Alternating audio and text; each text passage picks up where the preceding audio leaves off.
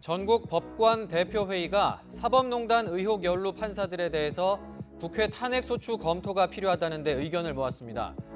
일선 재판부에 연락하여 특정한 내용과 방향의 판결을 요구하고 재판 절차 진행에 관하여 의견을 제시한 행위가 징계 절차 외에 탄핵소추 절차까지 함께 검토되어야 할 중대한 헌법 위반 행위라는 데 대하여 인식을 같이 한다. 전국 법관 대표회의를 탄핵하라. 울산지방법원의 김태규 부장판사가 법원 내부망에 올린 글입니다. 탄핵 검토 결의가 헌정사에서 가장 나쁜 사법 파동이자 정치 행위일 뿐이라며 이를 의결한 전국 법관 대표회의를 탄핵해야 한다고 주장했습니다. 탄핵 이야기 끊이지 못하게 그냥 왜냐면 참 수립은 탄핵 이야기 못하죠. 그런 비난을 하는 것은 적절할 것 같습니다. 헌정사상 처음으로 법관 탄핵 소추안 가결을 선언했습니다. 법관 임성근 탄핵 소추안은 가결되었음을 선포합니다. 더 이상 어떤 단체를 만들고 회의체를 만들어서 거기서 자기들의 영향력을 더 세게, 더 크게 만들고 아니면 세력화를 해나가고 이런 것들을 좀 지향하면서 진짜 법관의 본연의 의무인 법과 원칙, 절차 그것들을 살펴보면서 법원에게 맡겨진 본분에 충실해 가면은 오히려 그게 더 빨리 법원이 제자리를 찾아가는 길이 아니겠느냐 이렇게 생각하고 있습니다. 여러분 이번 주에는 자주 뵙습니다.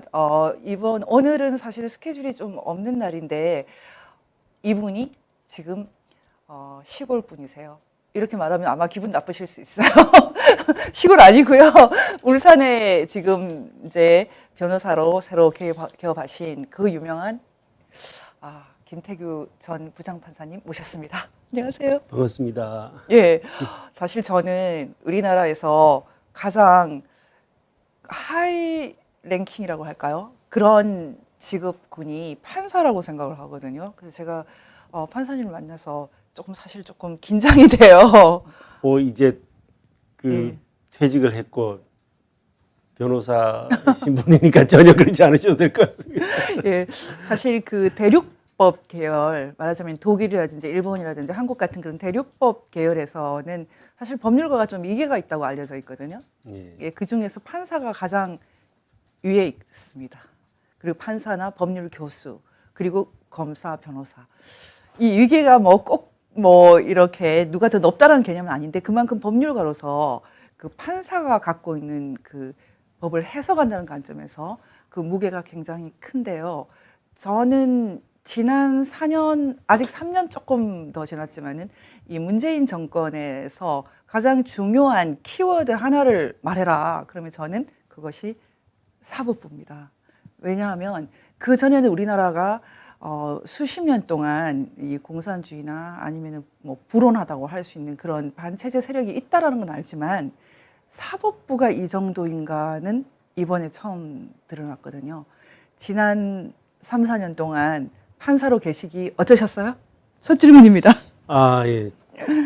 판사로 지내는 그 자체는 판사라는 직업 자체는 제가 원래 좋아했었고요. 그래서 판사로 지내는 그 자체에 대한 소회를 물으면은 사실은 크게 능력도 없는 사람이 판사가 됐고 판사로 계속 일을 해왔기 때문에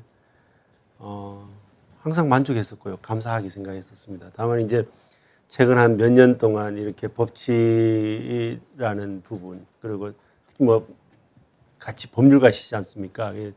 법을 바라보면서 많이 이렇게 낙담하게 되는 부분 그런 부분들이 많이 있으면서 많은 이렇게 난감한 생각들을 많이 가졌던 건 맞는데 그래도 그걸 이겨낼 수 있었던 거는 판사라는 직업이 주는 만족감 그게 되게 컸던 것 같습니다. 근데 저는 다른 분들은 그렇게 별로 하지 않았기 때문에 김태규 판사님의 여러 가지 글들 페이스북을 포함해서 글들을 보면서 너무 용감하고 존경하고 딱 한 사람만 있어도 된다라고 생각할 만큼 너무 소중하게 그렇게 봤는데요.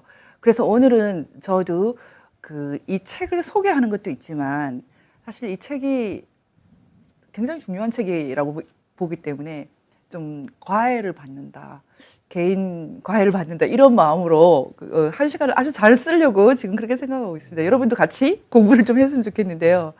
시작을 하면서 먼저 그 프로필을 한번 보여드리고 싶어요. 이 프로필을 보면은 단지 판사뿐만 아니라 사실은 학자시거든요. 그 해양대학에서 해사법으로 박사학위를 받으셨는데, 그리고 인디애나 로스쿨에서 아마 국제법이죠. 딱히 전문 분야를 두진 않았습니다. 미국법 일반에 대해서 공부했어요. 아, 그러셨어요? 그러니까 미국 보통법이나 아니면은 그 국제법에 대해서도 상당히 조예가 있으신, 말 그대로 정말 아주 뭐 깜짝 놀랄 만큼 이 법에 대해서 두루두루 조예가 깊으신 판사님이신데, 일단은 그 박사학위는 어떤 주제로 쓰셨는지. 지금 박사학위는 해양환경범죄에 대해서 썼습니다. 해양환경범죄 형사법적 연구라는 주제로 썼고요. 그리고 이제 뭐 이게 선박 충돌이나 아니면은 해상에서 어떤 그 경제 활동이나 산업 활동을 하다가 뭐 기름이 유출된다거나 아니면은 다른 어떤 오염원이 유출됐을 때 거기에 대해서 어떤 형사적인 제재를 어떻게 해야 되는가, 뭐 주로 그런 주제로 쓰진 그런 논문입니다. 예. 제가 오늘은 이제 제가 그 김 판사님을 만나서 너무 민감한 이제 질문을 안 드리려고 그런 생각을 좀 하고 있어요. 왜냐하면 퇴직한 지가 얼마 안 되셨기 때문에. 그래서 너무 민감한 뭐 정치적인 그런 얘기는 좀 덜 물어야지 생각을 했는데, 그래도 이 책에서 지금 다루고 있는 그 주제들이 이 시대에 가장 민감한, 사실은 정치적인 이슈가 많이 있다고 보거든요. 그래서 제가 이 책을 일단 좀 리뷰를 하는 관점에서 질문을 좀 여러 가지 드리고 싶은데, 시작하기 전에 어젠가요? 그 윤석열 검찰총장이 사임을 했어요. 예. 판사 입장에서 이 문제는 어떻게 보이십니까? 사실은 그게 뭐 그 어느 누군가가 사직을 하고 직을 관두는 거는 그 사람 개인의 어떤 내심의 의사결정이라서 주변에 있는 사람이 뭐라고 이렇게 분석을 하거나 얘기하기는 쉽지 않고요. 특히 뭐 정치 평론을 하시는 분들이나 아니면 사회 평론을 하시는 분들 같으면 얘기를 할 수 있겠는데, 그걸 법적인 부분에서 저보고 얘기를 하라고 제가 별로 얘기를 드릴 수 있는 부분이 많을 것 같지는 않고요. 더군다나 그게 뭐 법원 안에서 일어나는 일도 아니고, 어떻게 보면 일단 법원하고 검찰은 전혀 별개, 하나는 행정부가 하나는 사법부니까 전혀 별개의 조직이니까, 그래서 사실은 조금 실망스럽긴 하지만은 별 의견이 없습니다. 뭐 정치적으로는 많은 해석들이 있지만은 법률적으로야 뭐 다소 아쉬운 부분이 있다면은 검찰총장으로 근무하시면서 검찰총장이 사실은 검찰도 준사법기관이라서 그래서 뭐 법원 못지않게 정책 중립이 유지돼야 되는 기관인데, 그런 부분들이 검찰총장으로 일하는 과정에서 이런저런 어려움이 있지 않았겠나라는 그런 생각, 그리고 그러한 것들이 원인이 돼서 검찰총장은 그걸 막기 위해서 임기도 분명히 보장을 하고 있거든요. 근데 임기가 못 지켜진 것, 그게 뭐 법률가 입장에서는 일단 법적으로 접근을 할 수밖에 없으니까 법적으로 접근을 해보면은 가장 중요한 건 임기인데, 그런 것들이 제대로 안 지켜지고 중도에 사퇴를 하는 그런 것들은 좀 아쉬운 대목이다. 그 정도로 말씀드릴 수 있을 것 같습니다. 지금 검찰이든 사법부든 일어나고 있는 일을 봤을 때는 검찰 사법부 뭐 준사법기관이기 때문에 검찰이 포함해서 이 문제만 봤을 때는 지금 우리나라가 평화시가 아닌 것 같아요. 예. 일종의 전시 상황 같은데, 그리고 지금 이제 그 윤석열 검찰총장 뭐 많이 남지는 않지 않았습니까? 예. 한 4개월 남은 것 같은데, 그렇게 치면은 거의 이제 채운 것이기도 한데요. 제가 지금 사법부나 검찰이 흔들린다는 것은 우리 그 대한민국 체제 자체를 상당히 싫어하는 어떤 세력이 지금 부상하고 있다, 이렇게도 보입니다. 근데 저희는 이제 저희 싱크탱크 민간 단체니까 오늘 아주 심각한 그런 성명을 냈거든요. 그 성명 아마 지금 판사님도 좀 우리는 뭐 여기는 왜 이렇게 가격해 이렇게 말할 수 있는데, 사실 이건 제가 쓰지 않았고요. 제가 이 정도 필력은 좀 안 되고요. 이거 노 변호사님이 쓰셨는데, 일단은 그 체제 위기의 본질 직시 없이 법치도 헌정도 살아날 수 없다, 이런 제목인데, 기본적으로 윤 총장이 나가시면서 법치와 헌정이 무너지고 있다고 이렇게 말했거든요. 근데 저희 입장에서는 아니 모르셨어요? 지난번에 탄핵 때는 또 모르셨어요? 우리가 훨씬 더 본질을 직시해야지 문제를 해결하지 윤석열 검찰총장의 거치 문제보다는 훨씬 더 심각한 문제가 있다. 저희가 이런 이제 내용을 얘기하면서 구체적으로는 더 말씀을 안 드릴게요. 근데 여기서 핵심이 뭐냐면 현재 이 정권은 이미 그 반인도 범죄, 국제형사재판소나 아니면은 뭐 국제특별재판소에 이렇게 해부도 할 수 있는 반인도 범죄 협력이라는 관점에서 ICC에서 다룰 만한 범죄를 이미 구성을 해버렸다. 왜냐하면 반인도 단체의 가장 중요한 요건 중에 하나는 거의 정부여야 되거든요. 가버먼트. 그 가버먼트로서 조직적이고 체계적이고 그리고 상당히 시스테믹한 그런 범죄를 저질렀기 때문에 와이드 스프레드하고 시스테믹하고 그레이브한 범죄를 완성을 했고 또 공범 같은 입장을 보여줬기 때문에 우리는 이 정권은 반인도 범죄 공범으로 본다. 이 정도 수준으로 저희가 성명을 냈어요. 근데 제가 이제 오늘 시작은 이렇게 하지만 판사님께 부담을 드리지 않기 위해서 뭐 괜찮습니다. 네, 괜히 죄송하더라고요. 저희는 맥스를 쓰거든요. 네. 그래서 지금 이제 그런 입장에서 첫 번째 질문은 네. 이 책도 법치와 덕치와 인치가 다르다 이런 아주 근본적인 기초를 먼저 딱 제시를 하셨는데 판사님 보시기에 인치가 더 낫지 않습니까? 어떻습니까? 그렇죠. 지금 요즘 뭐 사람 중심, 사람이 먼저다 이런 표현들이 많이 나오죠. 그러면서 사람이 중심이 되면은 뭔가 아름다운 그 어떤 그 피안의 세계, 아름다운 그 천국 같은 세상이 올 것 같이 이렇게 뭔가 유토피아. 예, 유토피아가 올 것처럼 그렇게 얘기를 하는데 저는 뭐 그 부분에서는 전혀 공감을 안 합니다. 지금 기본적으로 법치하고 인치밖에 없죠. 뭐 지금 덕치라고 썼는데 덕치도 인치에 가깝죠? 그렇죠. 결국에는 인치를 포장하기 위한 하나의 어떤 통치 원리가 덕치 아닌가 저는 그렇게 보거든요. 조선시대 때는 덕치를 우선에 뒀죠. 그래서 일단 법보다는 우선 덕을 앞세우고 뭐 그런 그 조선시대 어떤 통치 원리 때문에 아직도 우리 그 국민들 상당수의 그 인식 속에는 법을 얘기하면 일단 이 모진 사람. 그래서 사람이 법부터 앞세우는 거 아니고 일단은 사람이 정이 있어야지 뭐 이런 식의 얘기들 하는데 사실은 그게 굉장히 기만적인 표현일 수가 있거든요. 뭐 그런 데까지 그렇게 꼬치꼬치 따지냐 이렇게 여기실 수도 있지만은 그렇게 경각심을 가지지 않으면은 인치는 쉽게 숨어 들어옵니다. 인치라 그러면은 사람들이 얼핏 생각하면은 뭐 방금도 아까 그 얘기 하셨지만은 인치까지도 뭐 덕치는 당연히 좋은 거고 인치까지도 그 뭐 그렇게 문제가 되느냐 얘기하실 수 있는데 인치란 거는 결국 그 어느 누군가의 의지에 따라서 통치를 한다는 거라서 그건 결국 독재의 다른 표현에 지나지 않습니다. 저는 이 부분을 딱 말씀해 주셔서 너무 감사드렸어요. 왜냐하면 저희가 사실은 계속 이제 저희 법치와 자유민주 연대에서는 끝도 없이 이 문제를 다루었고 지금 주사파 정권이라고 하지만 그 주사파 정권이라는 것은 사실은 인치 정권이다. 저는 주사파 리더를 인터뷰를 많이 했는데 특히 주사파를 만들었다고 한 주체사상을 만들었다고 하는 황장엽 선생은 저하고는 인간적으로는 참 그래도 그 많은 유대가 있었는데 황장엽 선생은 제가 법을 공부한다 이렇게 얘기하면 야 법은 안 중요해. 중요한 건 정치야. 그리고 사람이야. 뭐 이렇게 얘기를 하셨고 그리고 우리나라 주사파 리더도 그렇게 얘기했는데 이 책에 역시 우리가 늘 얘기하는 북한 헌법 3조를 인용을 하셨더라고요. 깜짝 놀랐어요 저희도. 이게 북한 헌법을 이렇게 어디 잘 얘기를 안 하는데 제가 항상 궁금했습니다. 이게 그 나라 법률가 입장에서는 그 나라를 이렇게 가늠해 볼 때는 일단 그 나라 법률부터 먼저 한번 보고 싶어 하거든요.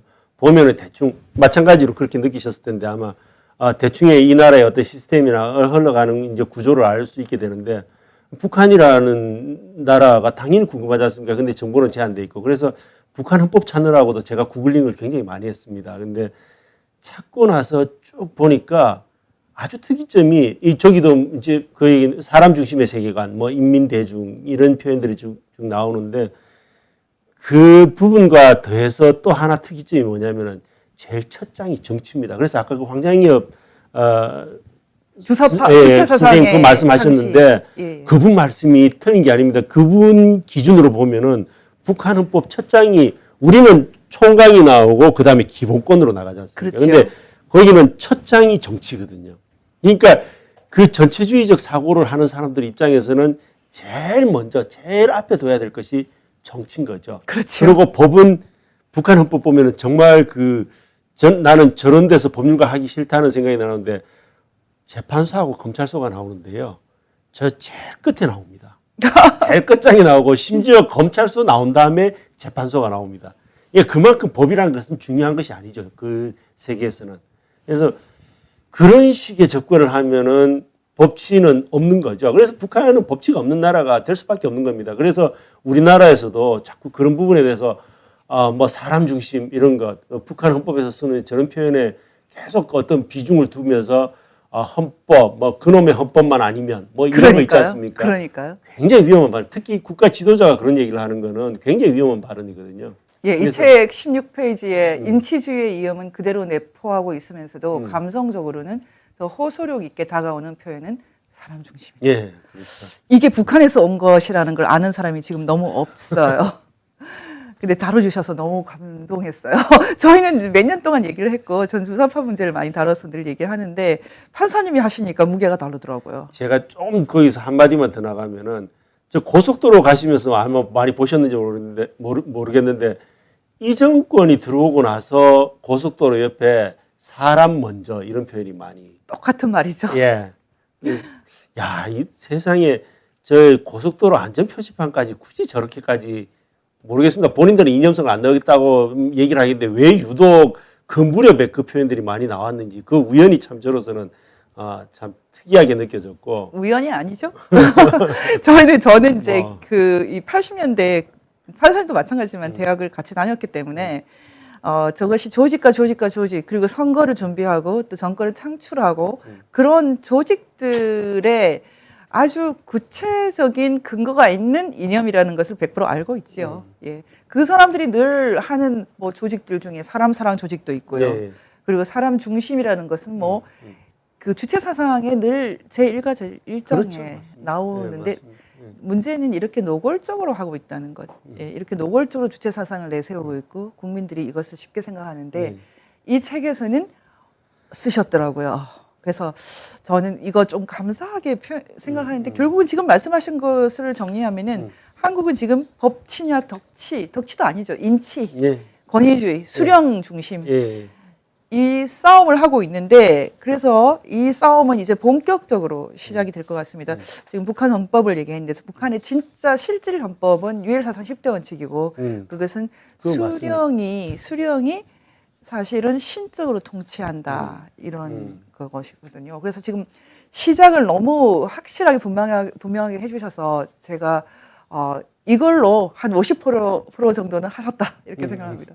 그러면 이제 본격적으로 이것 말고도 너무 중요한 얘기를 많이 하셨는데 이 책에서 제가 이제 그 중요하다고 생각되는 그 키워드를 다 뽑았어요. 그래서 제가 하나하나 여쭤보려고 이제 생각을 하는데 제일 먼저 그 순서는 좀 들쭉날쭉할 텐데 일단은 역시 여기서도 적법 절차를 다루셨더라고요. 그 미국 법을 공부하셨으니까요. 예. 저 표현의 중요성을 정말 절절히 느끼시죠? 저 표현이 미국 헌법의 거의 90%죠. 그렇죠. 예. 그렇죠. 그래서 제가 제일 우리 법문화에서 갈증을 느끼는 부분이 저 부분입니다. 이게 국민들은 적법 절차라는 용어 자체도 아직도 생경하게 느끼시는 부분들이 많고, 뭐 이렇게 미란다 원칙 이런 거는 가끔 들어보신 것 같아요. 그런데 적법 절차 저 부분에 대해서 국민들의 인식도 아직 충분히 제대로 안 갖춰져 있고, 나아가서는 법률가들조차도 적법 절차에 대한 인식이 굉장히 떨어진다. 그런 생각을 가끔 하고, 법률가들 중에서 특히 적법 절차를 진행하고 하는 그 재판장을 맡게 되는 판사들조차도 때로는 저 부분에 대해서 소홀한 태도를 보이는 경우들이 많다. 저게 안 되면은 저게 돼야지 진정한 법치주의가 되고 저게 안 되면은 그리고 저걸 무시하면은 결국에는 아무리 법을 얘기해도 결국은 야만으로 간다라는 게 그건 뭐 너무나 자명한 일이라서. 지금 이제 이 문제 제가 아까 말씀드렸어요. 이 책의 어떤 키워드를 저희가 말을 하고 있는데 하나하나가 사실은 한두 시간으로 끝날 수도 없는 너무 큰 주제이기 때문에 오늘 제가 굉장히 아쉬운데 일단 이 그 적법 절차 그냥 이런 것들이 있다 정도만 넘어가야 될 것 같아요. 근데 적법 절차 이거 하나를 보면 일단 우리 헌법 12조 한번 보시겠어요? 그 헌법 12조가 이제 적법 절차 조항이 들어있는 그렇죠. 조항인데 사실 이게 그 원조는 13세기 1, 2, 1호 그 대헌장 시대부터 올라가는데요. 예, 그렇죠. 저는 그래서 이게 듀 프로세스가 리걸 프로세스가 아니다. 듀다 듀. 이 듀라는 단어를 이해하기가 굉장히 어려운 것 같아요. 그렇죠. 그래서 이 듀라는 것은 단지 어떤 그 뭐 입법 레지슬레이션을 통해서 입법을 통해서 적혀 있는 구문 아니고 그거 이상 또 영국적인 불문법적인 전통에 있는 그렇죠. 사람이 이거 참 리저너블하다. 이거 참 옳다. 사람이 이렇게 살아야 되라고 하는 그런 총체적인 게 들어있지 그렇죠. 않습니까? 맞습니다. 굉장히 어려운데 그래도 우리 헌법 12조가 이 적법 절차를 좀 구체적으로 한 것이 사람 함부로 잡아넣으면 안 된다. 그렇죠. 이건데 지금 판사님 죄송하지만 왜 그렇게 많이 잡아넣어요? 영장 판사님들 도대체 정치하시는 겁니까?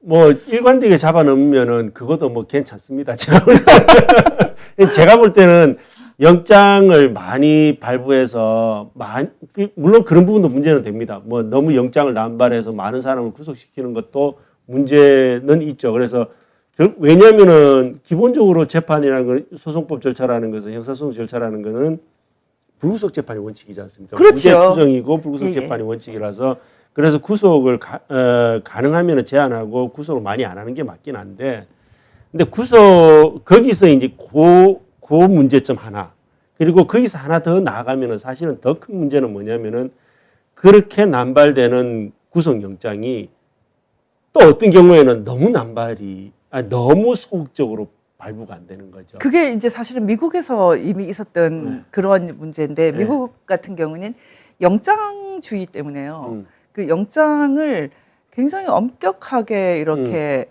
거의 증거에 가까운 것을 제출하지 않으면 영장 자체를 안 내주는 그 미국식 이제 적법 절차에서 좀 비롯된 그런 게 있는데 그래서 제가 생각할 때는 좀 말 그대로 좀 적절하게 하는 게 이 영장이 좀 어려워요. 그럼에도 불구하고 지난 그 몇 년 동안에는 이 영장이 그런 어떤 합리적인 어떤 그 영장주의 때문이 아니라 거의 정치적으로 영장 판사가 누군가에 따라서 그렇죠. 막 잡아들인다. 혹시 그런 느낌은 없으셨어요? 제가 영장 자동 발매기 뭐 이런 표현을 제가 예, 이 책에 그런 표현이 있어요. 사적으로 이렇게 뭐 동료들 만나거나 아니면은 뭐 이렇게 친구들 만나면 그런 얘기를 하는데 왜냐하면 어느 한 시점에 너무 많이 발부를 하더라고요. 그러니까요. 그러길래 야 이렇게 남발하는 건 좀 맞지 않지 않나 이랬는데 그러고 나서는 또 이게 특이 현상이 어떤 사안에서는 너무 발부를 안 해요. 그러니까요. 그러니까 왜냐하면 근데 이게 보면 정치적 칼라가 보이는 거죠. 그러니까요. 예, 그러니까 동료들하고 얘기하면서도 옛날에는 영장 발부할 때 그 이전의 선례들, 경험치들 이걸 주로 얘기했는데 이제는 판사들끼리도 그 판사가 성향이 어때? 그 사람 알아? 뭐 이런 식의 얘기들이 이루어지는 거죠. 이제 그게 이제 굉장히 안타깝고 문제가 되는 부분인데 사실은 문제는 그쪽에 더 많이 있습니다. 저는 그 제일 웃긴 게 뭐냐면 저 개인적으로 이 얘기 나오니까 갑자기 막 좀 화가 나기 시작하는데요. 이거 저 오늘 이제 판사님하고 얘기하기 때문에 굉장히 이제 차갑게 아주 그 점잖게 얘기하려고 그러는데요. 지금 막 열정이 나오는데 저는 이제 그 영장을 발부하면서 또 구속을 시키면서 판사님들이 증거 인멸 때문이다. 뭐 이런 표현을 쓰잖아요. 예. 아니 증거 인멸이 증거가 필요 없는 것조차도 증거 인멸을 얘기하는데 말하자면 태블릿 PC나 이런 거는 이미 다 이게 사물이 있기 때문에 증거 인멸이라는 개념이 필요가 없거든요. 그런데도 불구하고 그 인멸이라는 말 자체는 지금 당장 이게 사그라져 없어질 수 있는 그런 의미인데도 없애는 거죠, 없애는 거. 예. 그런 증거 인멸이라는 개념을 쓴다거나 그러니까 말하자면은 이런 법리를 쓸 때 안 부끄러울까 이런 생각이 좀 들었거든요. 추상적인 용어라서 이제 해석하는 사람이 중요한데 이제 해석을 어떤 사람은 넓게 하고 어떤 사람은 좁히는데 경우에 따라서는 같은 사람이 어떤 사안에는 넓히고 어떤 사안에는 좁히는 이런 것들이 나타나니까 이제 문제가 되는 것인데요. 그리고 이제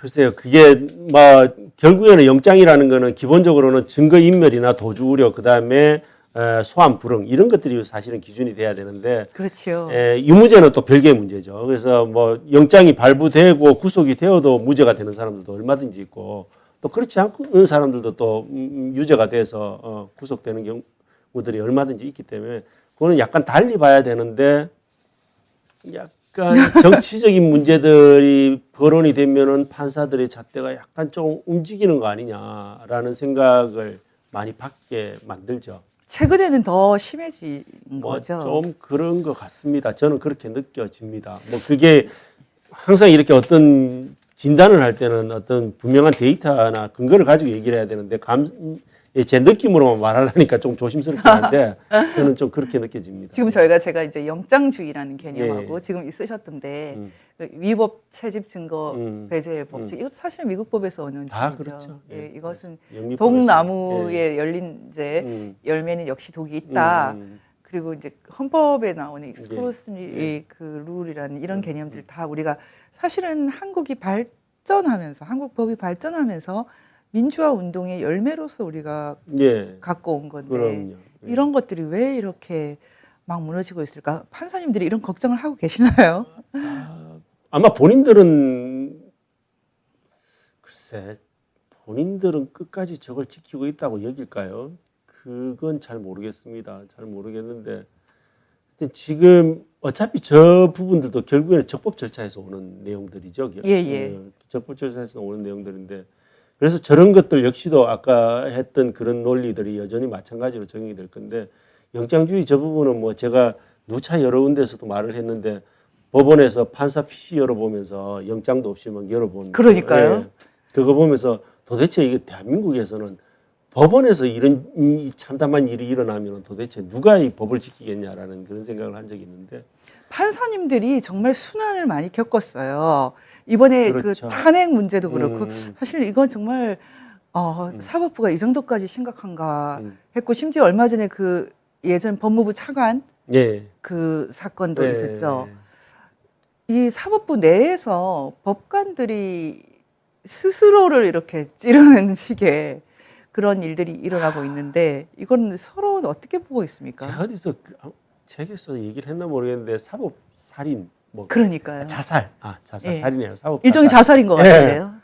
사법부 자살, 법원 자살 뭐 이런 표현까지 썼는데 그 제가 만든 말이 아니고 법원에 있다 나가신 선배 그러니까 옛날에 법원에 근무를 했던 선배한테서 그런 얘기를 들었는데 왜 자살을 하려고 그러냐 뭐 이런 얘기를 거의 자살 수준이지요? 예, 거의 그 수준이죠. 근데 그게 순수하게 법원의 어떤 잘못이 있고 그리고 그게 정당하게 평가되어서 일어나는 내부의 처벌이면은 그건 당연히 해야 됩니다. 그 판사라고 봐주면 되겠습니까? 오히려 판사기 때문에 더 엄하게 다루고 더 엄하게 징계를 하는 게 맞죠. 그거는 맞는데 문제는 뭔가 이렇게 보이지 않는 허구나 아니면 어떤 신기루 같은 걸 마치 실체가 있는 것처럼 이렇게 얘기를 해가지고 그걸 빌미로 공격의 도구, 공격의 명분을 쌓기 위한 그런 식의 흐름들이 있었다라는 생각이 드니까 이제 그 단계까지 가면은 수용을 못 하는 거죠. 못 받아들이는 거죠. 제가 지금 이제 직권남용 이 키워드도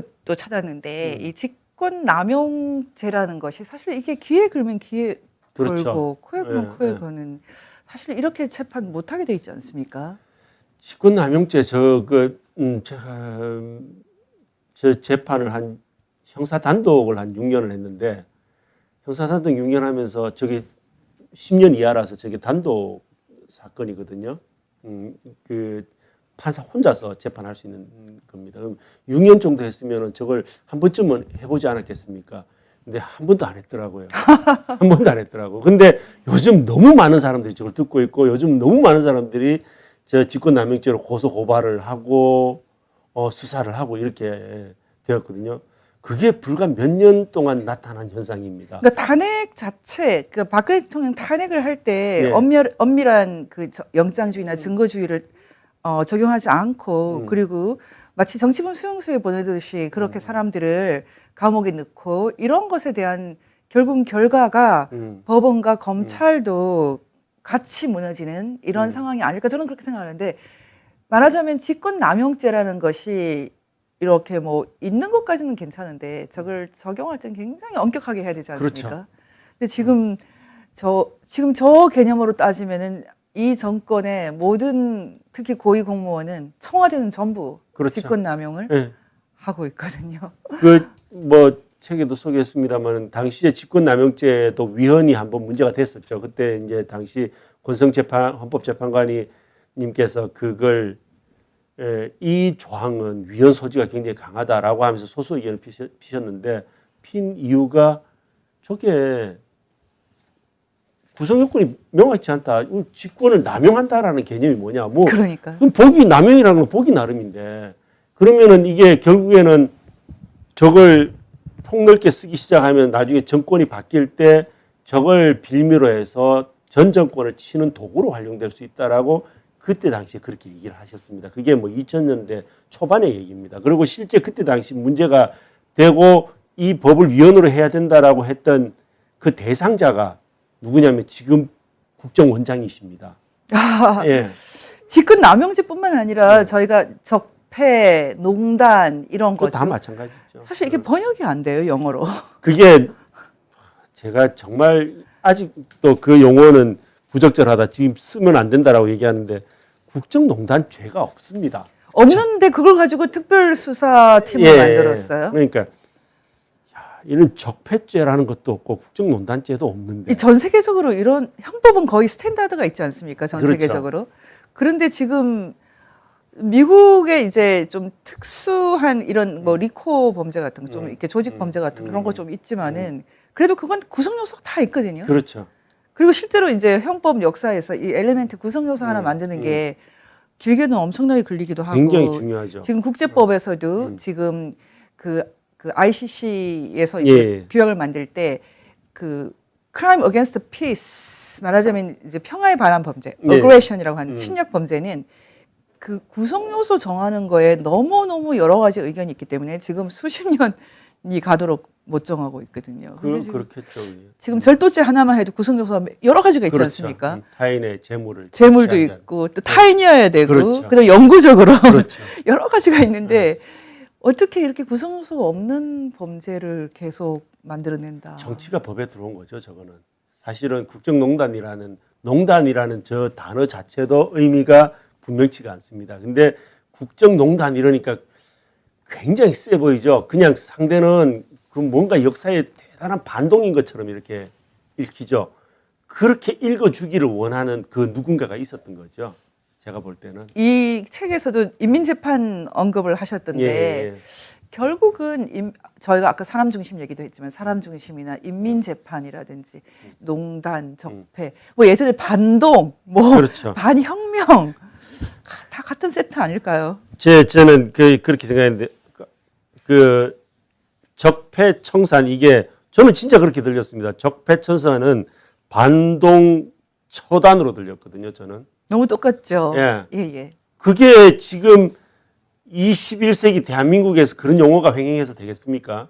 그게 아마 50년대 한국전이 일어나고 아니면 그 이전에 이념 분쟁이 그 건국 초기에 이념 분화가 굉장히 심할 그 당시였으면은 딱 그렇게 쓰였을 겁니다. 근데 그 표현이나 지금이나. 지금 이제 판사님께서 너무 역시 이제 판사님이기 때문에 너무 정확하게 말씀을 해주셨는데 그 농단이나 적폐나 심지어는 직권남용죄조차도 정확하게 엘리멘트로 분석이 안 되는데도 막 구속이 되고 예. 있거든요.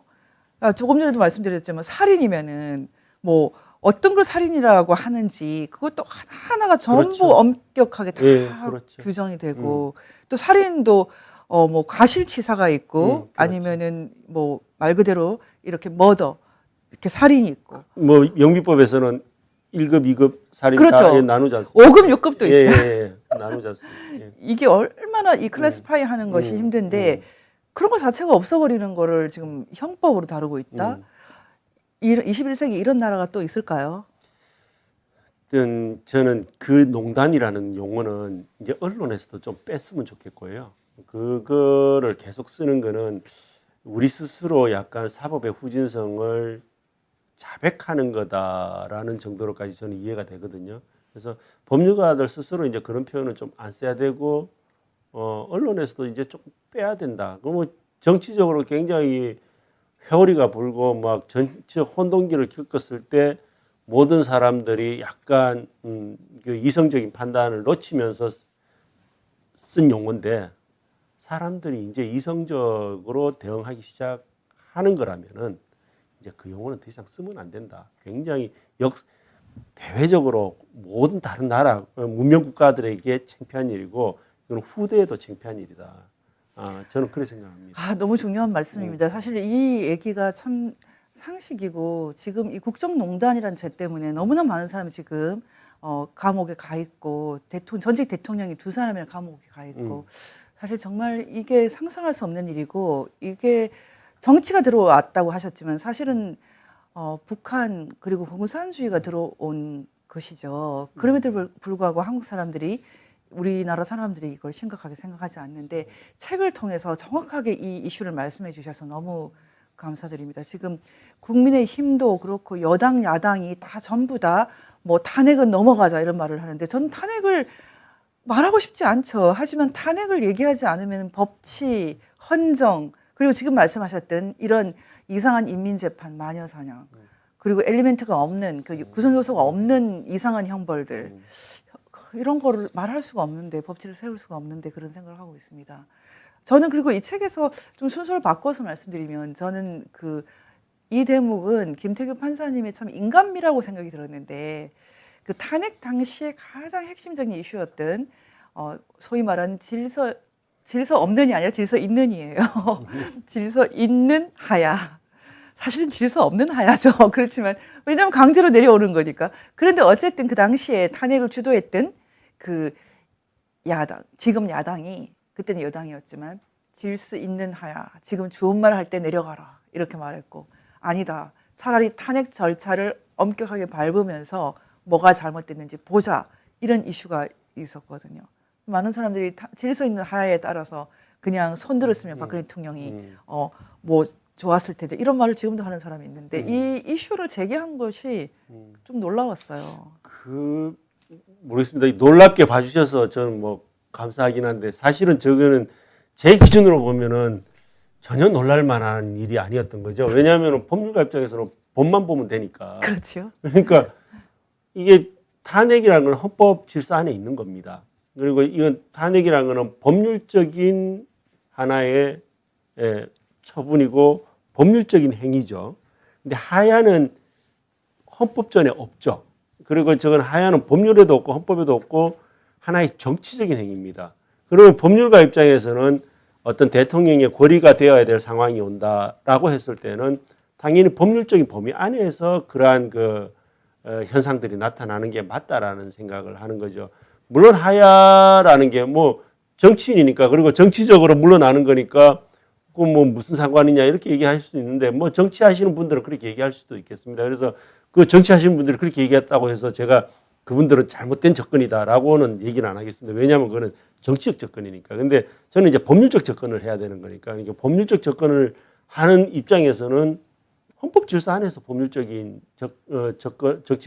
정치적인 사안도 헌법 질서 안에서 이루어져야 되고 헌법 질서 안에서 그러한 것들이 마무리되어야 된다라고 생각을 한 거죠. 그러면 결국에는 남는 선택지는 탄핵밖에 없는 거죠. 그래서 그런 취지에서 말씀드린 거고, 저 탄핵을 했으면 더 정치적으로 유리했을 텐데, 아니면 하야를 했으면 정치적으로 더 유리했을 텐데, 이런 말씀을 드린 건 아닙니다. 저는 제가 쓰는 말하고 조금 맥락이 다른 건 알고는 있었는데요. 사실 그때 당시에 그게 엄격하게 말해서 정치라기보다는 일종의 상상할 수 없는 인신 공격이었고요. 그리고 말도 안 되는 걸 갖고 와서 다 범죄로 만든 것이었기 때문에 저는 어떤 한 인간이 정말 실존적인 차원에서도 그런 일을 당하고 자기 권리를 구제하지 않는 것은 옳지 않다 이렇게 봤거든요. 그래서 일단 질서 있는 하야란 말이 저 말 자체가 사실은 무시무시한 말이 아닌가.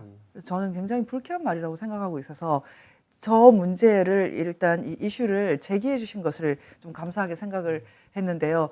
아마 그 판사님 입장에서는 그 판사 입장에서 탄핵을 받기 때문에 예. 저희하고는 좀 예, 아마 다르겠지만 좀 느낌은 다른 것 같습니다. 예. 그래도 사법부가 살아 있는 한에서는 최대한 법적인 그렇죠. 법적인 절차를 하는 게 맞다라고. 그랬는데 결국 지금 법관 탄핵 한국 역사에서 존재하지 않았던 법관 탄핵도 사실은 정치적인 것이 됐거든요. 예, 뭐 어떻게 생각하십니까? 김명수 대법원장의 그 거짓말에 대해서 어떻게 생각하십니까? 뭐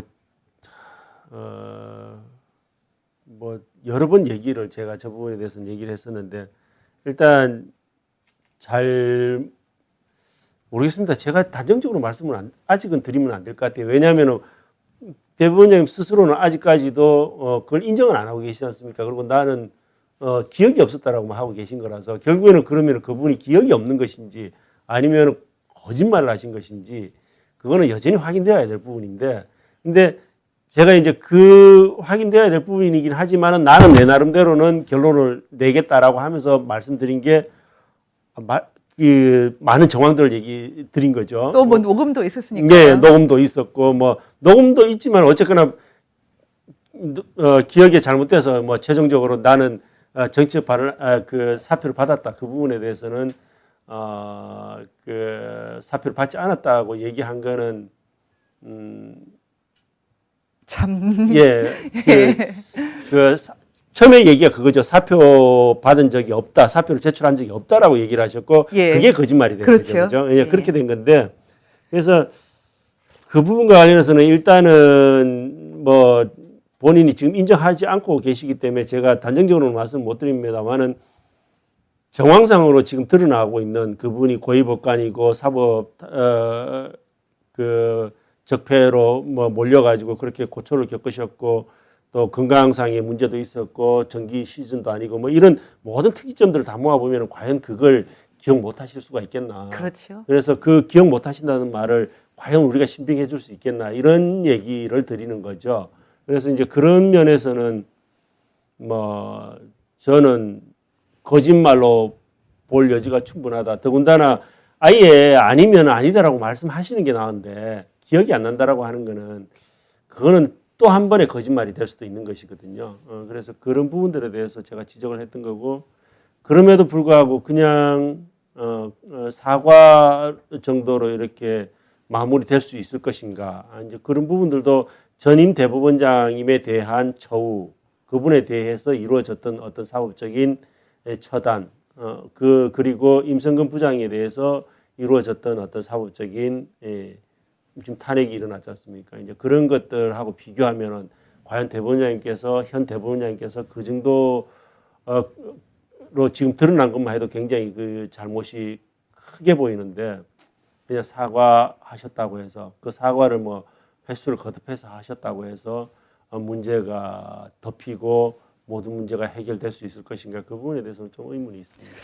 판사님 좀 죄송하지만 지금 김태규 판사님이 아마 우리나라 사법부 계신 판사님들 중에 어쩌면 가장 레디컬하다고 할 수도 있는데도 이렇게 점잖으세요. 그러니까 저희 입장에서는 판사님들은 다 이렇구나 생각하는데 제가 그냥 좀 저같이 기본적으로 저널리스트니까 저는 이렇게 좀 날 것 그대로 얘기를 하면은 사실은 이 주사파 정권, 운동권, 공산주의 정권이 사법부를 그냥 없애고 있는 것 아닙니까? 저는 그냥 사법제도, 왜냐면은 공산당이 제일 싫어하는 게 선거, 자유선거하고 사법부거든요. 그거 없으면 북한은 똑같아요. 그렇죠. 저는 예전에 제가 친했던 그 타임지 그 기자가 저한테 북한 평양 갔다 오다가 비행기에서 이렇게 한국 KBS 9시 뉴스를 봤는데 어떻게 북한에 있는 사람하고 한국에 있는 사람하고 얼굴 똑같고 말투 똑같냐. 똑같아 계속 얘기를 해서 전 좀 불쾌했거든요. 근데 요즘 보면 똑같아지는 것 같거든요. 제가 너무 가격한가요? 아직은 제가 글쎄요. 아직은 섣부르게 얘기하기가 힘든 부분들도 있고 그리고 왜냐하면은 제가 아직 모르는 부분이 많이 있습니다. 그래서 그런 부분에 대해서는 저도 좀 더 공부가 되고 좀 더 사실 확인을 하고 얘기를 드려야 되겠다는 생각에서 제가 알고 있는 선에만 말씀을 드리다 보니까 오히려 좀 소극적으로 그렇게 제가 사실 제가 처음에 오늘 판사님을 너무 곤란하게 하지 않을 거라고 했는데 사실 이게 습관이 좀 사라지지 않았고요. 예, 이렇게 예. 막 날카롭게 푹푹 들어가는 그런 습관이 계속 있어요. 죄송합니다. 아닙니다. 사실 이 책 그 법복은 유니폼이 아니다. 이 책에 그럼에도 불구하고 가장 저는 이제 최고로 꼽는 챕터는 표현의 자유에 관한 것입니다. 이 표현의 자유 역시 사실 뭐 영미법, 특히 미국법의 예. 근원이 있는데 표현의 자유, 우리 헌법은 표현의 자유란 말 자체는 쓰지는 않죠. 이것은 하위법에 나오는 것 같은데 그런데 지금 한국에서 헌법에서도 뭐 언론 출판 집회 결사를 얘기하고 있으니까 그게 표현이란 말은 없고 표현이란 말은 안 쓰죠. 표현이란 말은 그 하위법에서 이제 쓰고 있는데 맞습니다. 근데 표현의 자유, 양심의 자유는 있고 근데 표현의 자유가 포괄적으로 전반적으로 심각하게 지금 위협을 당하고 있는데 그 중에서도 이 두 가지 문제를 다뤘는데 저는 깜짝 놀랐어요. 사실은 저는 김태규 판사님 정말 보통뿐 아니다 생각했던 게 그 중에서도 대북 전당금지법과 5.18 역사왜곡금지법 가장 핵심적이고 민감한 두 법을 언급을 하셨더라고요. 저는 저걸 악법이라고 보거든요. 악법 중에 악법이죠. 네, 악법 중에 악법이고 굉장히 창피한 법이라고 보는데 표현의 자유는 제가 그 뭐 아까 적법 절차라는 단어를 너무 좋아한다고 그랬는데 그 못지않게 또 좋아하는 단어가 사상의 자유시장이라는 홈즈 판사가 했던 말이죠. 그 표현을 너무 좋아하는데 그 단어가 그 표상하는 게 표현의 자유죠. 그 문구가 표상하는 게 표현의 자유죠. 너무 좋지 않습니까? 근데 언론의 자유도 사실 틀린 말을 할 자유 아닙니까? 그렇죠, 그렇죠. 네, 그렇죠. 그래서 사상의 자유시장에 맡겨놓으면 되는 거거든요. 이제 시장을 규제하더니 이제 사람들 사고하고 표현하는 것까지도 규제하려고 드는 그로밖에 안 보이는 거죠. 저거는. 저게 규제가 되면은 결국 표현의 자유 가장 본질적인 부분까지 침해하고 그걸 아니까 지금 국제적으로도 저게 창피하다라고 지금 공격이 들어오는 거지 않습니까? 너무 망신이죠. 지금 심지어 체코 같은 나라에서 우리가 저런 얘기를 들어서 되겠습니까? 폴란드, 러시아에서도 굉장히 걱정하고 있어요. 그러니까요. 저런 법을 저걸 어떻게 대한민국에서 30년, 40년 전에 제가 바로 와보니까 30수년 전에 제가 법학과에서 공부를 할 때도 저런 식의 법은 만들어질 거라고 상상을 못 했는데 어떻게 30수년이 흘러가지고. 근데 유신 때도 없었고요. 법을 알면은 저 법을 만들면 안 되는 저건 겁니다. 유신 때도 없었고 사실 6.25 역사 왜곡 금지법 이런 거 만들어야죠. 만들면 이제 그 북침 주장하는 사람들 다 잡아들여야 다 집어들여야죠. 이제 그런 식이면. 저게 대북 전단 금지법은 제가 그 얘기는 뭐죠? 그렇게 언론에서 그렇게 쓰죠. 김여정 하명법이라고 그렇게 쓰죠. 저는 그 표현보다 이게 더 정확하다고 생각하는데 김정은 심기법이라고 생각. 심기법이요? 예. 심기를 건드리지 않으려고. 심기법. 예. 와. 뭐냐면은 멋있는데요. 뭐죠? 저게 큰 명분이 뭐냐면은 국경지대에 있는 우리 국민들의 안전을 침해한다는 것이거든요. 그 침해가 왜 됩니까? 북한에서 포를 쏘니 만약에 쏘지도 않겠지만 쏜다 치면은 포를 쏠 위험이 있다는 거거든요. 그럼 그 포를 쏘는 그 행위로 인해서 우리 국민들의 생명 신체가 위협이 되면은 그건 안보로 막아야 될 부분이죠. 그리고 그 포를 쏘는 행위 자체는 북한 위정자의 심기입니다. 그게 북한 위정자가 우리가 전단을 날리면은 반드시 심기가 흐트러져서 반드시 그게 포를 쏘는 행위로 나가고 포를 쏘는 행위가 반드시 우리 국민들에게 위해가 되는 이중의 인과관계가 되면은 인과관계가 성립할 수도 있긴데 이 심기가 흔들려서 포를 쏜다는 거는 이거는 인과관계의 문제가 아닙니다. 기분의 문제지.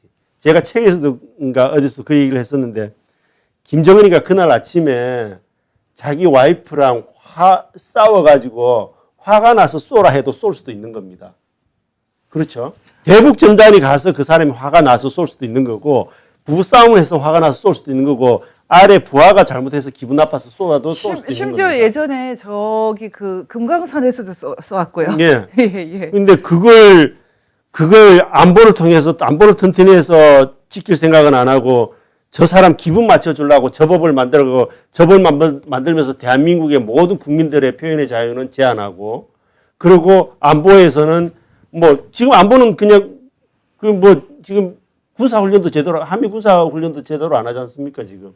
저는 사실 이제 85학번이시고 저는 89학번이니까 이 세대를 잘 알고 있지 않습니까? 예. 근데 그 사람들이 어느 수준으로 그 수령을 따르고 수령 절대주의를 했는지를 너무 잘 아는데 저는 사실은 수령 절대주의도 문제지만은 너무 무식하다고 생각하거든요. 그리고 무식한 것도 있지만 또 하나는 인간이 아니다. 왜냐하면 북한 사람들은 사람 아니라고 보는 거 아니에요. 그렇죠, 그렇죠. 사실 독일 같은 경우는 국경에 그 짤저기트라고 하는 국경에다가 일부러 이렇게 딱 그 법률 그 기록서를 만들어서 그때 그 탈동자 동독 탈출하는 사람들 총 쏜 것 때문에 그거 기록하고 그렇게 전 세계에 이제 알리고 이런 것 때문에 동독이 막 서독을 향해서 엄청나게 항의를 해대고 그랬거든요. 그 자유를 찾아오는 사람들이 소중하게 생각을 해야 되는데 지금 북한에 사는 사람들은 사람 아니니까 계속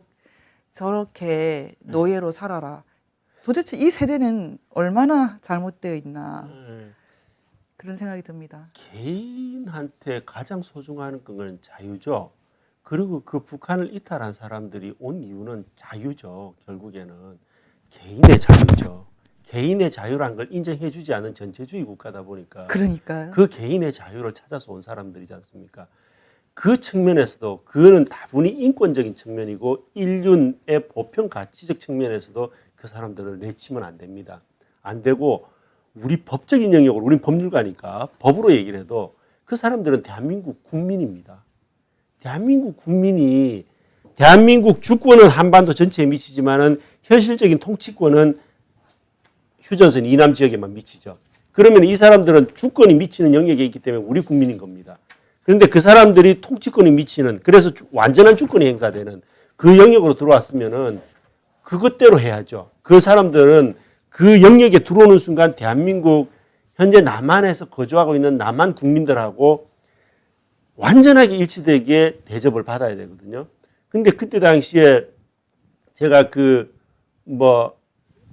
넘어온 사람들 북한에서 살인자라고 해서 그냥 바로 넘겨준 거지 않습니까? 그렇죠. 그거 관련해서 내가 지금 그 글을 썼는데 그거 되게 감동적이었어요. 그 사람이 재판을 안 받았습니까? 대한민국 국민은 재판을 받을 권리가 있는데 그러니까 살인자도 살인자도 재판을 받고 심지어 외국인들도요. 외국인들도 대한민국 들어와서 온갖 죄를 저지르고 재판을 수십 번도 더 합니다. 외국으로 추방 안 되려고 재판 걸어놓고는 또 시간 끌고 그래서 기각당하면 또 재판 걸고 아니면 취하시켰다 재판 걸고 엄청나게 재판을 남용하는데 차라리 감옥에 살겠다 그러는 사람들.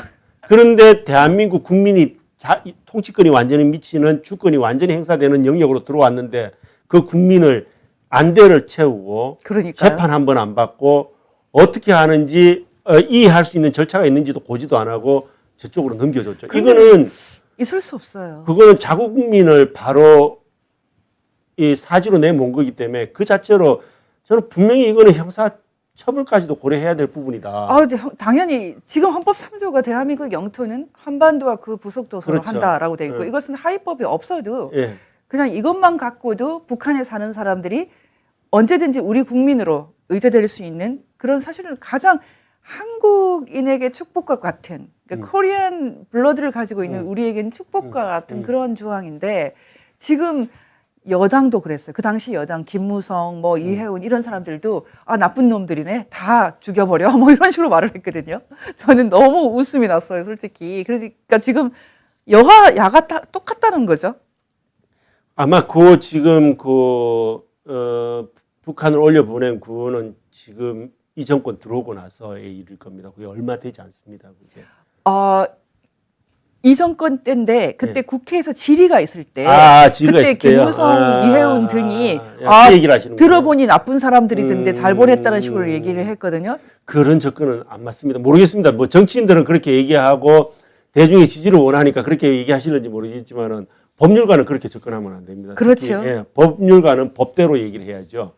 이 사건 때문에 사실은 우리나라의 그 체제의 가장 핵심인 헌법 3조, 4조가 사문화되는 그런 그렇죠. 참 비극이 네, 일어난 그렇죠. 것입니다. 저는 여기에 관련돼 있던 통일부 관계자뿐만 아니라 반드시 처벌을 해야 된다고 당시 보고 있습니다. 그 관여되었던 그 국가 공무원들은 전부 다 나중에 좀 어떤 형태로든 책임을 물어볼 필요가 있는 것 같아요.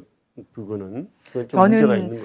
이 부분은 그냥 대한민국에 살아있는 이상은 넘어갈 것 같지 않은데 이 부분도 다뤄주셔서 너무 감사드리고 저는 또 인상적인 것이 피사실 공표죄. 예. 사실 이게 참 똑같이 아까 말씀하신 것처럼 이거 엘리멘트가 좀 구성 요소가 애매한 그런 범죄인데 혹시 이런 범죄로 처벌을 한 적이 있으세요? 저도 없습니다. 저것도 없고요. 그럼 직권 처벌된 남용도 예가 없더라고요. 우리나라 역사상. 예, 우리 역사 제가 다 일단 제가 검색해 본 바로는 없었습니다. 처벌된 예가. 이 정권이 확실히 지킨 공약이 한 번도 경험해보지 못한 나라를 체험하는 건데 사실 피사실 공표죄라는 게 저게 굉장히 웃긴 게 권력이 있는 자들이 자기 범죄는 좀 안 들키겠다. 알 권리고 뭐고 이런 거 아닐까요? 결국에는 이게 피사실 공표죄 모르겠습니다. 제 검색 수준이 틀려서 뭐 있는지는 모르겠는데 일단 제가 확인해 본 바로는 없고 그러고 이제 저게 어떤 문제가 있냐면 결국에는 피사실 공표죄는 개인의 인권을 보호하기 위한 건 맞습니다. 그 피의자 개인의 사생활을 보호하고 수사는 일단 무죄 추정의 원칙이 지켜지는 거니까 수사가 끝나기 전까지는 함부로 저 피사실 공표되어서는 안 되니까 그런 부분이 하나 있고 또 이제 수사 성격상 수사가 함부로 수사는 밀행성의 원칙이니까 몰래 이루어지는 게 수사의 원칙이니까 그래서 그런 수사의 성격 때문에도 그렇고 이제 그런 한 부분이 있고 그게 이제 보호돼야 될 법익인데 또 다른 한편은 뭐냐면 피의사실 공표죄를 너무 강하게 요구를 하면은 사실은 국민이 알 권리가 제한되는 측면이 그렇죠. 있거든요. 그래서 이건 대상 주체별로 봐야 됩니다. 수사 주체는 절대 피의사실 공표하면 안 되는 거 맞습니다. 그래서 수사 주체는 끝까지 그걸 지키면서 피의사실을 보호해 줘야 되는 거 맞고요. 근데 기자는? 기자는 끝까지 추적하는 겁니다. 그렇죠. 그거는 기자의 권리이기 때문에. 근데 그 기자를 처벌하겠다고 나오거든요. 그러니까 그게 말이 안 되는 거죠. 그게. 야. 기자는 국민의 알 권리를 만족시켜 주는 게 본인의 소명이기 때문에 기자 입장에서는 당연히 그걸 알아내기 위해서 애를 쓰는 거죠. 근데 이 그 공산주의 물먹은 이 정말 무식한 세대가 사실은 피의사실 공표죄하고는 비교할 수 없는 것을 박근혜 대통령 탄핵 때는 했어요. 그건 수사하기 전에 벌써 수사를 지시하는 수준의 그런 것을 했는데 그때는 가만히 있었죠. 자꾸 판사님은 굉장히 차분한데 저는 좀 화가 날라 그래요. 이거 좀 심각한데요. 좀 한번 좀 제가 좀 더 좀 편안하게 일단 저도 뭐 이제 변호사가 돼서 뭐 저도 뭐 이렇게 흥분하려면 흥분할 수도 있는데 적어도 이 책을 쓸 시점에는 저는 이제 공정했어야 되는 입장이었고 또 책은 가능하면 그렇게 쓰려고 애를 썼습니다. 그래서 예. 책의 소리는 그러했기 때문에 제가 그 부분에 대해서 오해가 없으셨으면 좋겠다라는 취지에서 그런. 예, 저는 근데 이렇게 아주 그 냉철하게 써주셨기 때문에 더 힘이 있다 이렇게 생각을 했는데요. 내가 하면 로맨스, 남이 하면은 뭐 불륜 이런 것은 이제는 그런 단어도 필요가 없고 적어도 이 정권은 자신들의 권력을 유지하기 위해서는 수단과 방법을 가리지 않는다. 그래서 사법부 정도 날리는 것은 아무것도 아니다. 그래서 권력이 없는 자들은 억울하면 권력을 가져라 이런 것 같아요. 그게 북한 그러니까 정치가 다한 거죠, 그게. 예. 권력이 단 거죠. 예, 권력이 단 거죠. 권력이 단 결국 정치가 단 거니까. 그래서 권력이 없는 자들이 살고 편안하게 미래를 예측하면서 살기 위해서 법이 있는 거거든요. 근데 그러니까요. 이게 지금 법이 자꾸 무너지면은 결국에는 권력을 가진 자들만이 편안한 세상이 되는 거거든요. 근데 그걸 자꾸 이제 당연시하면 안 돼요. 북한 헌법의 1조가 1항이 정치지 않습니까? 그렇죠. 우리는 1항이 기본권이거든요. 아니, 총칙이고 2항이 기본권이죠. 그러니까 우리는 기본권이 제일 앞에 오는데 북한에서는 정치가 제일 앞에 오거든요. 그리고 서문, 북한은 전문이라고 하지 않고 서문이라고 쓰는 서문은 아예 김일성 얘기만 쭉 썼거든요. 엄청 나옵니다. 김일성. 그래서 결국은 김일성 민족이고 김일성 헌법이라고 그러고. 그렇게 써 있습니다. 근데 그 김일성 키드들이 지금 사법부를 엉망으로 만들고 있는데 사실 그 김일성 키드들이 시작 제일 먼저 양승태 대법관을 감옥에 넣는 대법원장. 예. 이거 뭐 초유의 사법 파동을 일으켰고 제가 보기에는 이석기를 석방시키기 위한 그 조직적인 움직임이었는데 그때 그 양성태뿐만 아니라 그 같이 계셨던 그 판사님들이 수감될 때 기분이 어떠셨어요? 뭐 그 속내막은 모르겠습니다. 뭐 어떤 의도에서 그렇게 구속까지 이르는지는 잘 모르겠는데 일단 그렇죠. 이게 구속을 바라보는 입장에서는 일단 사법부 수장이셨던 분이 구속이 되니까 법관 입장에서는 당연히 안타깝고 아쉽고 때로는 그분의 어떤 그 잘못된 부분 때문에 안타까울 수도 있고 아니면 너무 무리하게 또 그분의 죄과를 키우는 것 때문에 안타까울 수도 있는데 안타깝고 했던 건 맞는데 사실은 그런 감정적인 부분보다는 한 발짝 더 나가서 법적인 접근을 한번 해봤으면 어땠겠나 이런 생각이 들더라고요. 결국 아까도 얘기했지만은 구속이라는 거는 결국 도주 우려, 증거인멸의 우려, 그 다음에 소환의 불응, 뭐 주거 부정, 뭐 이런 사유들이지 않습니까? 과연 양승태 대법원장이 도주 우려가 있나? 도주 우려 있었을까요? 증거인멸도 없어요. 아마 전혀 없었을 것 같고요. 그 다음에 소환에도 잘 응하셨고요. 그 다음에 주거다 부정한 것도 아니고 그 남는 거 하나가 증거인멸인데 양 대법원장님은 본인 스스로 가서 내 방에 가면은 뭐 그런 장면이 나오죠. 어디 외부에 출타 중인데 집에 들이닥치니까 USB나 이런 거 다 내주고 뭐 필요한 거 있으면 다 협조해 주라고 그리 했죠. 그게 다 발목이 된 거죠.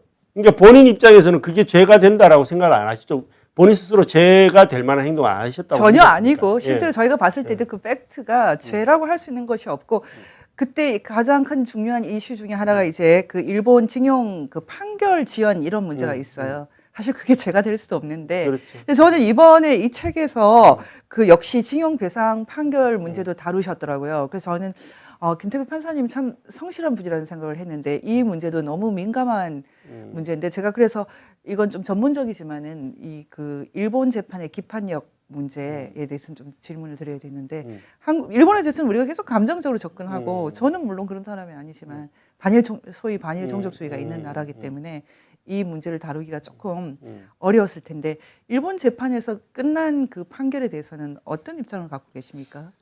이게 그 판결을 보기 시작한 이유가 실제 이런 판결들을 제가 주심을 한 적은 없지만 저도 고등법원 근무하고 이럴 때 보면은 이런 판결들이 왕왕 왔었거든요. 왔는데 주로 보면 일단 소멸시효에서 이미 다 걸러집니다. 그렇죠. 더 이상 얘기할 필요가 없죠. 그렇기 때문에 소멸시효에서 당연히 다 걸러졌을 판결인데 그래서 그 판결에서도 보면 1심에서도 소멸시효나 다른 기판력 등등을 이유로 해가지고 기각이 됐고 2심에서도 기각이 됐는데 3심에 가서 인정이 됐어요. 그러니까 야 이거는 뭔가 있다. 내가 모르는 법리가 있다. 심묘한 법리가 있겠거니 이렇게 생각을 했죠. 그래서 그걸 알고 싶죠. 법률가라면 당연히 궁금증이 동하죠. 그래서 읽어보기 시작한 겁니다. 처음부터 쭉 읽어봤는데 읽으면서 분명히 뭔가 이렇게 국제법적으로 제가 아직도 지식이 짧으니까 뭔가 어떤 특별한 법리가 있지 않을까라고도 생각을 했고 하여튼 많은 생각을 했습니다. 근데 제가 보기에는 법리가 없습니다. 네, 찾아보니까 그래서 쭉 읽어보니까 결국에는 그 많은 그 중요한 법원칙들을 신의성실, 뭐 권리 남용, 뭐 이런 역시 엘리멘트가 없는. 그다음에 뭐 선량한 풍속 이런 식의 어떤 그 추상적인 문구로 가지고 다 깨버린 거죠. 그러니까 이게 뭔가 이런 생각이 드는 거죠. 이렇게 되면은 이 사안 하나는 이 사람들의 눈물을 닦아주는데 아주 도움이 됐을 수도 있는데 그러면 그 잣대를 똑같이 모든 국민들한테 적용을 시켜야 되거든요. 그러면 대한민국 국민 모두 다 소멸시효나 이런 것들을 다 문제 삼아 버립니다. 우리한테 그러면 신이 수령과 같은 신이 와야 되겠죠. 문재인 정권은 결국은 사법부를 없애고 신정 정치를 하고 싶어 했는데 저는 지금 이제 판사님 말씀대로 바로 그 국제법적인 원칙도 다 없애고 그리고 사실 이제 여기서 자기들 나름대로 관철시키려고 하는 게 있죠. 일본을 뭐 식민지 배상이든 식민지 뭐 반성이든 자기들이 생각하는 거대 정치를 한번 해보겠다 이런 이제 의지가 있었던 걸로 보는데 한편으로는 그걸로 해서 사법부가 깨지는 것이 얼마나 야만적인지 생각을 못하는 것 같습니다. 저는 사실은 늘 그 사람들 면면을 대충 알기 때문에 이름을 가끔 부릅니다. 저는 청와대에서 저런 이한용이보다 더 나쁜 짓을 하는 그 자유민주주의 이렇게 기하게 만든 체제를 없애는 사람들. 근데 판사님은 저보다는 훨씬 더 이제 마일드하게 말씀하시는데 저는 그냥 무식한 주사파 정권이 거짓말로 사법부를 무너뜨린다. 그리고 가짜 항일 이런 걸로 김일성 정권을 정당화하는 그런 거다. 이렇게 저 같은 가격한 사람을 만나니까 힘들지 않으세요? 저는 뭐 제 얘기만 하겠습니다. 감사합니다. 저 사실 이렇게 안 하려고 했는데요. 지금 사실 이건 판사님의 좀 책임이 있는 게 판사님이 쓴 글은 굉장히 마일드하게 쓰셨지만 이렇게 이슈 스파팅을 한 이 이슈 자체가 그 자체로 너무나 민감하고 이런 이슈를 제기하는 그 자체가 사실은 이미 넘어서 있는 겁니다. 근데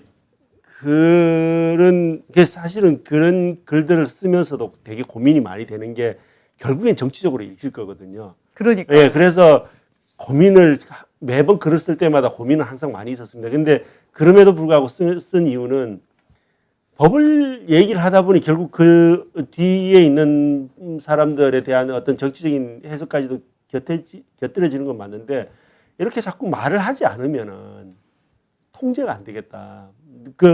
이렇게 뭐 저 혼자 말한다고 되지는 않겠지만 많은 사람이 말을 해야 되겠지만은 그 많은 사람들이 말을 하는 것 중에 저도 한마디를 해야지 이게 통제가 되지. 이렇게 통제가 안 되고 계속 그냥 가다가는 결국 법이라는 게 흔적도 없어지겠다라는 이제 걱정이 든 거죠. 판사님, 저는 지금 현직 판사들과 그리고 또 예전에 판사를 하셨던 한국 판사님들은 저는 김태규 부장판사님께 다 술을 사시든지 아니면은 칭찬을 하시든지 뭔가 해야 된다 이렇게 생각합니다. 왜냐하면은 사법부가 이렇게 어이없이 무너지고 있는데 다 속으로만 앓고 말을 하지 않았다. 그런데 한 사람이라도 말을 해주셨지 않습니까? 저는 김태규 판사님은 이미 의인이라고 생각을 합니다. 의사, 김태규 의사. 그런데 지금 이 중에서 또 그 내정 불간섭과 인권 문제를 다루면서 지금 이 뭐 인권 하는 이 주사파 정권을 향해서 이건 거의 뭐 뺨 한 대 때린 것 같은 그런 말씀을 하셨던데 어떻게 생각하십니까? 자기들이 필요할 때는 인권이라고 그러고 그러니까요. 또 자신들이 사랑하는 북한과 중국을 옹호할 때는 내정 불간섭. 어떻게 보십니까? 아까 얘기를 하죠. 뭐 사실 그 인권 부분은 저보다 더 잘하실 것 같은데 인권 부분은 더 이상 내정 불간섭의 문제에서 완전히 이렇게 면죄부를 받는 그걸 내정 불간섭을 이유로 해서 면죄부를 받을 수 있는 것이 아니다라는 게 이제 국제법적으로 이제 수용이 됐지 않습니까? 그래서 대규모의 조직적이고 정부에 의해서 일어나는 그런 인권 침해에 대해서는 유니버설 주리스딕션이라고 해서 이제 보편적 관할 개념까지 확립이 되어 있죠. 그래서 문제 제기를 할 수 있다라고 이렇게 접근을 하는 건데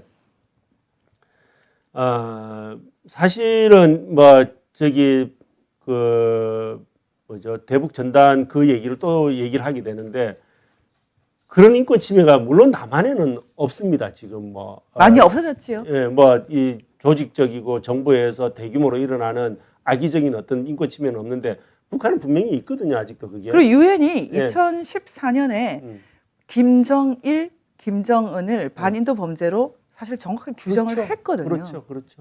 그렇기 때문에 분명히 그렇게 일어나고 있고 그 잘못된 그 반인륜적인 인권 행위, 조직적인 인권 행위, 대규모 인권 행위를 중단시키고 아니면은 자제시키기 위해서 대북 전단을 살포하고 이렇게 하는 건데 그걸 마치 뭐 범죄인 미미한 명분을 내세우면서 그걸 제한하면서 표현의 자유를 원천적으로 막고 사실은 그렇게 함으로써 인권 침해를 방조하고 인권 침해를 어떤 면에서 도와주고 있는 그런 현상이 나타나는 것이거든요. 다시 말하면 김정은 심기를 건드리지 않기 위해서. 그렇게 돼버리는 거죠. 그렇게 되니까 당연히 국제사회가 문제를 삼죠. 그래서 왜 대북 전단을 그걸 막느냐 이렇게 이제 국제사회가 비난을 하니까 그제 내세우는 게 이제 내정 불간섭 이렇게 얘기하는데 너무 궁색하죠. 궁색한 것이 아니라 나쁜 게 아닌가. 악마 같아요. 왜냐하면은 지금 우리가 대북 전단을 보내는 것은 크기가 우리처럼 매일 검색할 수 있는 이런 인터넷 하는 이런 정보의 바다에 사는 나라가 아니고요. 정말 바늘 구멍도 안 들어가는 그런 폐쇄, 감옥보다 더 폐쇄적인 곳인데 거기에 종이 조각 좀 날려주는 정도밖에 안 되는 그렇죠. 거거든요. 이게 우리가 보낼 수 있는 북한 주민에 대한 사랑인데 그것조차 범죄라고 말한다? 사람이 아니죠. 저는 지금 다 기록하고 보고 있습니다. 예. 지금 이 주사파 정권은 저를 이렇게 가격하게 만드는 것은 김 판사님이 이 글을 통해서 이런 이슈를 다 말했기 때문이에요. 저 사실 말려든 것 같아요.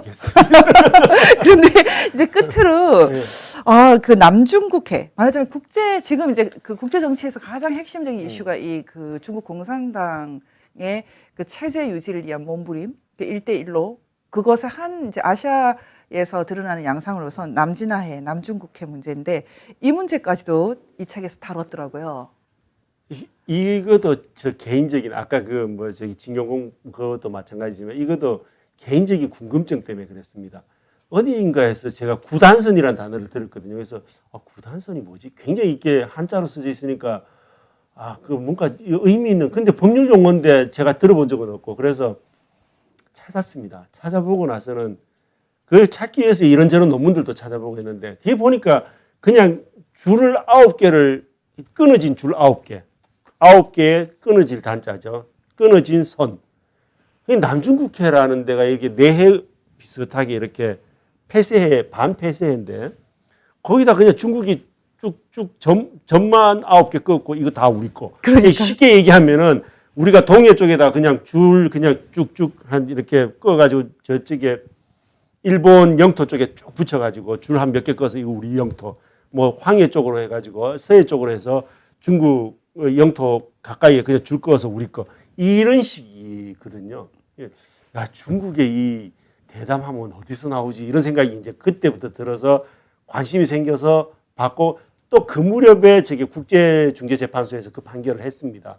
그래서 필리핀하고 중국이 이제 국제중재재판소에 가서 분쟁이 되었는데 필리핀이 일방적으로 다 이겼거든요. 예. 일방적으로 다 이겼는데 중국은 일방적으로 다 이기는 그 선고를 하는 날 국제중재재판소에서 선고를 하는 날 남중국해에서 해상 구사 훈련을 했습니다. 그러니까요. 그래서 야 이게 참 국제 정치라는 게 재밌고 국제법이라는 게 참 특이하고 재밌고 그리고 거기서 더 나가서 중국이란 나라가 저렇게 대응을 하는구나. 우리도 지금 대륙북 문제 이런 게 지금 중국하고 해결이 다 안 됐거든요. 그렇죠. 중국이 지금 뭘 얘기하냐면 우리 국민들 대부분 다 물으면은 중국하고 대륙북 어떻게 끌 거냐면은 뭐 중국하고 우리하고 가운데 끌겠지 이렇게 생각하시는데 중국 입장은 전혀 그렇지 않습니다. 중국에서는 서해에 있는 그 모든 그 대륙붕을 구성하고 있는 그 모래가 다 어디서 왔니 이렇게 묻거든요. 그럼 다 황하에서나 양쯔강에서 왔겠죠. 그러니까 그러면은 그것들이 있는 데까지 그어야지 이렇게 되면 거의 우리 대한민국이 거의 최대한 밀착시켜서 이렇게 선을 그어야 됩니다. 지금 이제 남중국해 문제 같은 경우는 사실은 이제 저는 그 1941년, 2년 그때 일본이 진주만을 공격할 수밖에 없었던 이유. 말하자면 그때 이제 에너지 수송로를, 그러니까 그때 당시 이제 전쟁을 위한 에너지 수송이기 때문에 석유 수송에 관련된 지금 이제 중국도 똑같이 맞습니다. 그 페트로 달러 시스템 속에서 이제 에너지를 확보해야지만 말하자면은 그 원탑까지 갈 수 있는 패권 그렇죠. 추구인데요. 맞습니다. 지금 이런 패권 추구 말하자면 거대 정치 이슈가 지금 이제 남진아에서 이제 딱 옛날에 그 말라카 해협처럼 이제 똑같은 일이 벌어졌는데 결국은 그 문제는 자유를 향한 전 세계에서 자유 수호 세력과 자유를 뺏어가려고 하는 세력 간의 투쟁이고요.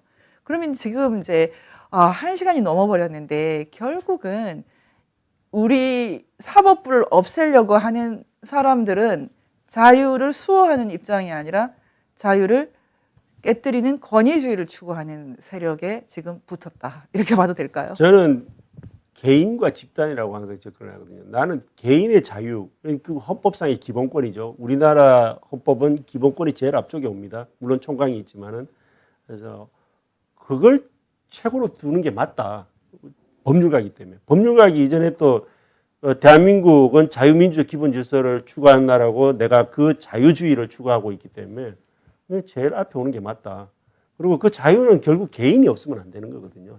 개인의 자유지 집단의 자유가 있을 수, 집단의 자유는 개인의 핍박이죠. 그거는. 그러니까 결국 개인과 집단의 싸움, 전체주의, 전체와의 싸움인데 나는 전체는 수용 못한다. 전체를 얘기하면 그거는 오히려 그게 역사의 반동이다라고 생각하는 거고 역사의 진보, 역사의 선순환으로 나가야 될 부분은 개인의 자유다라는 생각을 하는 거죠.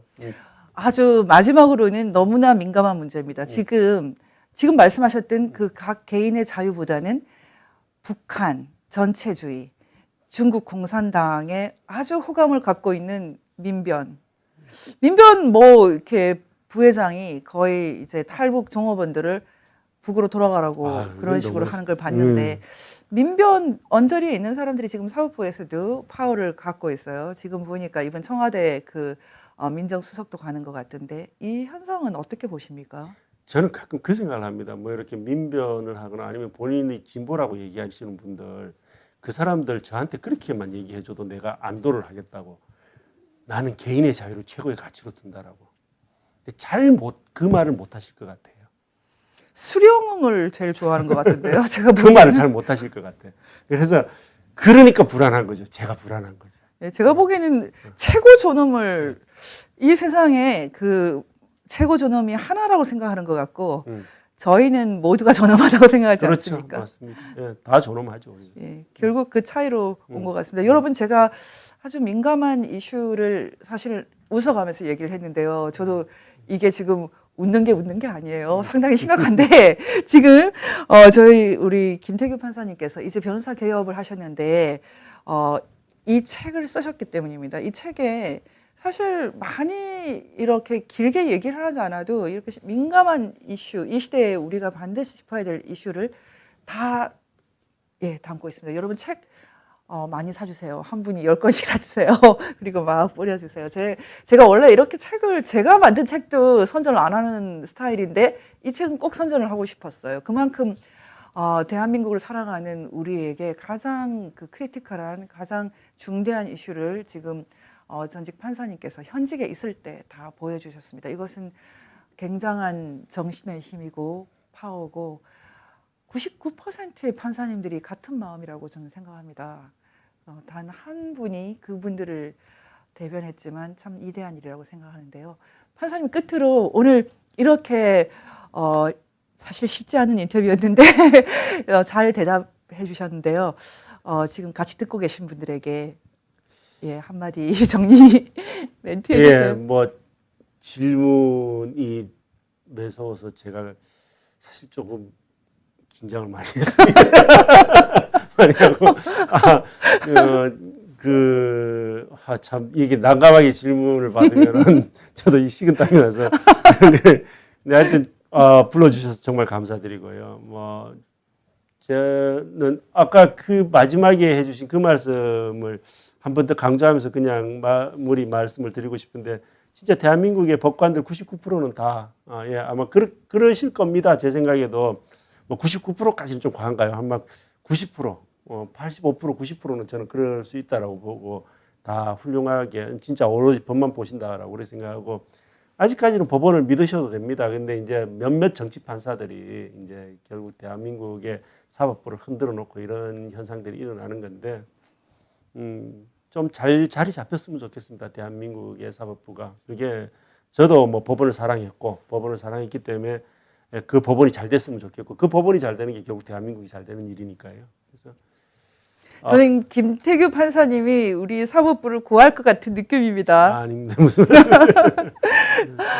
이 책을 펴낸 곳이 글마당인데요. 지금 글마당 이제 대표님께서 같이 오셨어요. 지금 보니까 매니저신 것 같은데 지금 최수경 대표님이 사실은 지금 소송전을 벌이고 계시고 이분이 지금 출판을 마치 독립운동하듯이 그렇게 하고 계세요. 그래서 여러분들께서 지금 이 정권 측 인사가 소송을 걸어가지고 뭐 엄청난 이제 고생을 하신 것 같은데 여러분들께서 이 시대에 참 의인들이 많이 있습니다. 여러분들도 마찬가지인데 응원해 주시는 입장에서 책 많이 좀 구입해 주세요. 이렇게 노골적으로 제가 홍보한 건 처음이에요.